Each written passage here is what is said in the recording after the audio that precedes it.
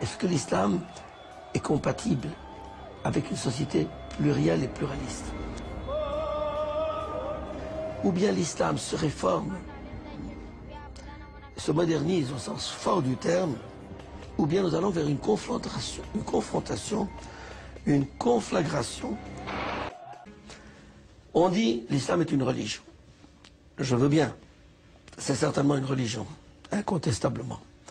Mais à partir du moment où Mohammed a quitté la Mecque pour émigrer vers Médine, qui est devenue la cité sainte, à ce moment-là, l'islam a toujours lié le religieux au politique, le religieux au social. Religion et société sont devenus inséparables. Et ceci dure depuis 14 siècles. Toutes les sociétés musulmanes ont été des sociétés intégratives, globales, globalisantes, totales, totalisantes, pour ne pas dire totalitaires. Quand tu votes, tu restes plus musulman parce que la démocratie, ça n'a rien à voir avec l'islam. La démocratie, c'est les peuples qui décident quelles lois ils vont être implémentées. Mais nous, on dit les lois, ils sont déjà créées par Allah. Nous, on ne dit pas s'il vous plaît, monsieur le terme, s'il vous plaît, monsieur Tillemann, laissez-nous porter notre voile, laissez-nous porter le niqab. On ne dit pas ça. On porte le niqab, on porte le hijab. Nous, on dit, monsieur Tillemann, préparez-vous à déménager parce que les musulmans sont restés ici et sont venus ici pour rester. L'islam est venu ici pour rester et ici venu pour dominer. Quand un musulman me dit l'islam est la religion de la tolérance, je lui réponds, parmi les 57 pays musulmans de la planète, cite-moi un seul,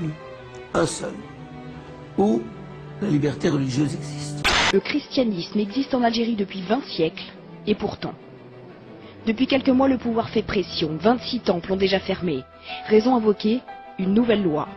Désormais, toute personne qui inciterait un musulman à changer de religion est passible de prison ferme jusqu'à 10 000 € d'amende. Cet islam radical est négateur d'un certain nombre de valeurs humaines, comme le rôle de la femme, les droits de la femme, les droits de l'homme, la liberté religieuse, la liberté d'expression, le droit de croire ou de ne pas croire. Tout ça sera balayé. Et ça, je le refuse. Battue par son mari, elle a quitté le domicile conjugal l'an dernier. Rattrapée par les talibans, elle a été jugée coupable. C'est son propre mari qui a appliqué la sentence avec un couteau. Quand ils ont coupé mon nez, je me suis évanouie. Je me suis réveillée au milieu de la nuit. J'ai senti comme de l'eau glacée dans mon nez. J'ai ouvert les yeux. Je ne pouvais même pas voir à cause du sang. C'est après qu'elle s'est rendue compte qu'il lui avait aussi coupé les oreilles. Surprise en train de chatter sur Internet, ses deux frères l'ont passé à tabac. La victime, une jeune fille de 16 ans, vivait dans cette cité de Saint-Gratien. Et comme si cette punition ne suffisait pas, ses bourreaux l'ont ensuite séquestrée pendant 8 jours au domicile familial. Nina Gomez a été confrontée pour la première fois depuis des années à son ancien compagnon. Yes Ebadj, un homme qui vit avec plusieurs femmes et qu'elle accuse de l'avoir violé entre 2003 et 2007. Aujourd'hui, nous avons d'autres chiffres également, dont des sources policières, qui estiment ces familles à entre 30 et 50 000 familles. Ce qui fait à peu près entre 400 000 et 500 000 enfants issus, 500 000 enfants issus de familles polygames. Vous avez des populations qui se mettent totalement en marge du fonctionnement normal de la République et qui reproduisent exactement le mode de vie qu'ils ont dans leur pays d'origine avec leurs coutumes, leurs us, leurs lois, etc. Pourquoi il y a une émotion comme ça? Moi je pense que c'est parce que sans le dire, on voit ce qui est en train de survenir, c'est-à-dire des quartiers, des villes et bientôt des départements, donc des régions entières complètement halalisées. C'est-à-dire qu'il y a tellement de musulmans dans ces coins, une telle concentration de musulmans, que tout sera halal. Alors écoutez, je ne sais pas si vous qui vivez en France, vous allez dans les mêmes endroits que ceux que nous percevons, mais il me semble qu'il y a des rues entières à Paris qui sont fermées en plein jour, on ne peut plus passer parce qu'il y a la prière générale. Il me semble quand même qu'il y a un communautarisme exacerbé, il me semble qu'il y a des lois parallèles qui sont instaurées un peu partout, que l'État finalement ne contrôle plus vraiment la zone qu'il devrait contrôler. En Grande-Bretagne c'est encore bien pire, j'ai vu le quartier musulman d'Anvers, etc. Si vous me dites qu'il n'y a pas de problème avec le communautarisme en Europe, écoutez, moi je veux bien, mais c'est pas l'expérience que j'en ai. Non,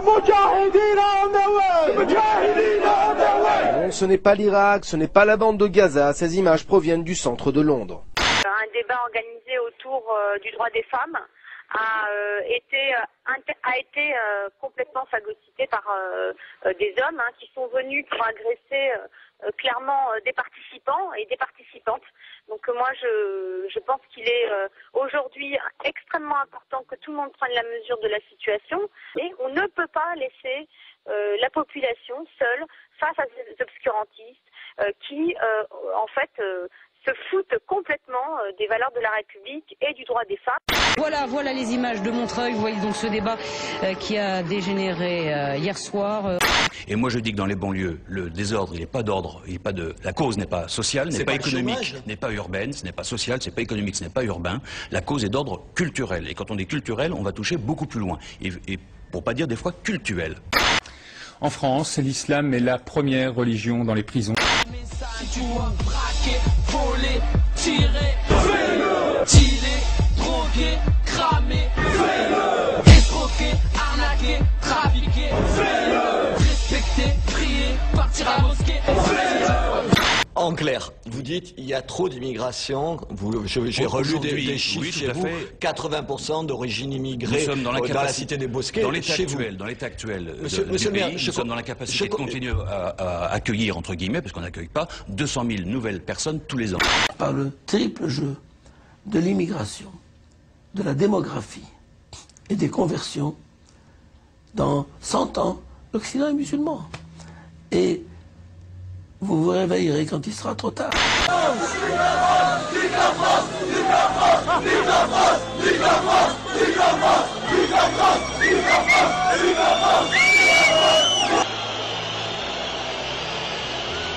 La consternation à Villeneuve-Saint-Georges dans le Val-de-Marne. La nuit dernière, le drapeau français à l'effigie de la ville, suspendu à côté de la mairie, a été brûlé et remplacé par un drapeau algérien. Pour lui, l'Occident est bien naïf et se fait avoir au nom de la démocratie. L'Occident se laisse prendre dans le piège du politiquement correct. Il est de bon ton d'être ouvert à tout le monde, à tous les courants. Et alors, avec ça, on avale des couleuvres. Combien de temps allons-nous tenir? Combien de temps notre République va-t-elle être bafouée sans que nos politiques aient le courage de prendre des résolutions où l'ambiguïté n'a pas sa place et où la loi nous permet enfin de faire notre travail sans la peur de parler vrai, sans la peur d'agir vrai, sans tenir compte des lobbies communautaires, des partis politiques ou des bien-pensants, sans craindre le tollé général et la polémique pour des mots prononcés qui n'ont que le seul mérite de décrire des faits, de décrire la réalité. Ces valeurs que vous avez conquises de longue lutte, êtes-vous prêt à les défendre? Elles sont dans nos chartes. Comment? Elles sont dans nos chartes. Elles sont dans vos chartes. Mais ces chartes peuvent changer. Ces chartes peuvent changer. Elles changeront lorsqu'une majorité sera musulmane.